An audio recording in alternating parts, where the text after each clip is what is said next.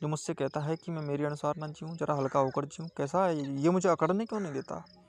ये मेरी अकड़ को, मेरे सीधेपन को फ्लेक्सिबल बनाया जा रहा है। मुझे टेढ़ा ही होना है, मुझे लचीला नहीं होना। मुझे तो बिल्कुल पत्थर की तरह हो जाना है। ये मुझ में भावनाएँ भर रहा है। तुम भावनाओं को मजबूती कब समझते हो? तुम तो कमज़ोरी समझते हो। तुम भावुक कब हुए? तुम्हें प्रेम कब उतरा? कहाँ? कब? कभी नहीं। ठहरो, गौर करो। अरे उतार दो अपने जीवन से इन झूठे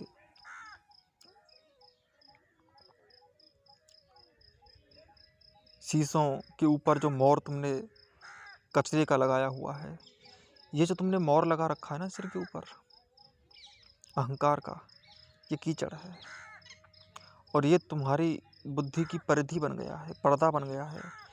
ये तुम्हें आकाश से जुड़ने नहीं देता। उतार कर फेंक दो ये पगड़ी, जो पगड़ी तुमने अहंकार की ओर रखी है। जला दो उसको, फेंक दो किसी आग में। कीचड़ को कीचड़ के हवाले कर दो, जाने दो उसको दूर। मत रखो उससे कोई वीरता की उम्मीद, वो कायरता की जड़ता है।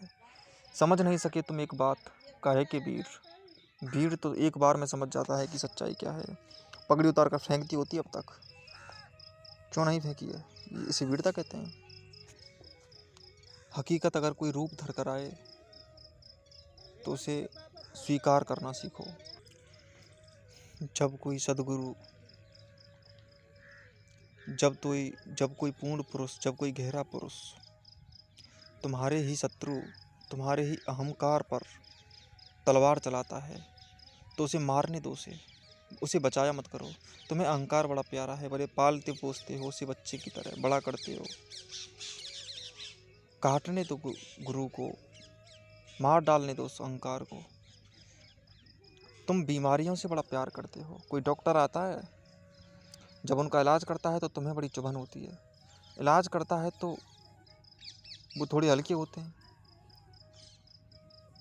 जब इलाज करता है तो थोड़ा सा, जब हल्कापन की तरफ, वो सही होने की तरफ जब तुम्हारा घाव गमन करता है, जब तुम्हारी बीमारी गमन करती है तो थोड़ी सी तुम्हें अजीब लगता है। और वो अजीब लगने से तुम्हें लगता है कि वो तुम्हारे साथ कुछ गलत कर रहा है डॉक्टर। लेकिन डॉक्टर गलत नहीं कर रहा है, वो तुम्हारी बीमारी का इलाज करेगा, तुम्हारे अहम की बीमारी का। करने दो उसे इलाज। तुम्हें बीमारियों से लगाव क्यों है? तुम इतना प्यार क्यों करते हो? तुम उसे बचा कर रखना क्यों चाहते हो? वो तुम्हारी ग्रंथि बन गई है, कैंसर की ग्रंथि। तुम्हें कैंसर है और तुम उसको चाटे जा रहे हो। नहीं, मैं नहीं उसको नष्ट होने दूंगा। अरे होने दो, काटने दो, लगाने दो इंजेक्शन डॉक्टर को, काटने दो गुरुदेव को। ये सब वो तुमसे इतना प्रेम करता है कि वो तुम्हें स्वस्थ कर ही देगा। और अगर डॉक्टर खतरनाक हो तो वो तुरंत वार करता है। इसलिए चलाने दो धार गुरु को, मारने दो और सामना करो हकीकत का। सामना करो किसी पूर्ण पुरुष का, सामना करो सूर्य का, ताकि अंधेरे दूर हो जाएं। सामना करो। पर तुम सामना कहाँ करते हो? तुम उसी को बदनाम कर देते हो जो तुम्हारे इलाज करता है। तुम उस गुरु को, तुम उस डॉक्टर को बदनाम कर दोगे जो तुम्हारी बीमारी का इलाज कर रहा है, क्योंकि तुम्हें बीमारी बहुत प्यारी है। तुम बीमार रहना चाहते हो, तुम सोच रहे हो कि ये बीमारी का इलाज ना कर दे, इसलिए तुम उसको ही बदनाम कर देते हो। कह देते हो कि तुम मूर्ख है। और चूंकि और भी बदनाम है, तो जो बीमार हैं उनको बीमारी भी सभी को पसंद है, तो वो भी तुम्हारा साथ देते हैं, तो तुम्हें बड़ी खुशी होती है। बदनाम करने का सब कारण ये नहीं है कि वो आदमी जो दूसरा है वो वास्तव में बदनाम करने के लायक है। बदनाम करने का कारण ये है कि तुम बदनाम ही कर सकते हो और तुम कुछ कर भी नहीं सकते। तुम्हारी हालत यही है। जैसे एक घायल सांप बस छटपटा सकता है, ठीक वैसे ही तुम छटपटा सकते हो। तुम और कुछ नहीं कर सकते। तुम अपना बचाव सत्य से कर रहे हो, जबकि वो बचाव नहीं है। वहाँ पे बचाव करने की ज़रूरत नहीं है। और बचाव जहाँ करना चाहिए अपनी ज़िंदगी का, उसका तुम कोई बचाव नहीं करते। तुम उसे गालियाँ दे सकते हो, तुम उसको पत्थर मार सकते हो, तुम उसकी निंदा कर सकते हो, तुम इधर उधर अपनी बड़ाई करके अपनी कायरता छुपा सकते हो, तुम मंदिर चाट सकते हो, तुम मस्जिदों में जाकर अपनी खोपड़ी मार सकते हो। यही करोगे तुम, इससे ज़्यादा और कुछ करने वाले भी नहीं हो। तुम्हारी आदत क्या है? तुम्हें भेंगापन हो गया है, भेड़ापन। जैसे तुम्हारी नज़रें तो कहीं हैं, तुम देख कुछ और रहे हो।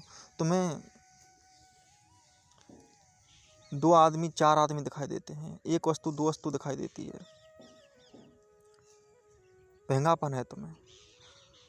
ठीक वैसे ही तुम बुद्ध को देखोगे, क्योंकि वो स्वस्थ है, तो तुम्हें स्वास्थ्य ही बीमारी दिखाई देगा। तुम्हें परमता, पूर्णता ही अधूरापन दिखाई देगा। तुम समझोगे वो अधूरा है। और क्योंकि बुद्ध पुरुष तो संसार से बिल्कुल ही अलग होते हैं, तो उनकी बदनामी और जल्दी हो जाती है। उनको बदनाम करना बड़ा आसान होता है, क्योंकि वो थोड़ा अलहदा होते हैं, दीवाने होते हैं, आशिक होते हैं। आशिकों की बदनामी तो होती ही होती है, क्योंकि जो बदनाम करने वाले होते हैं वो बड़े कायर होते हैं।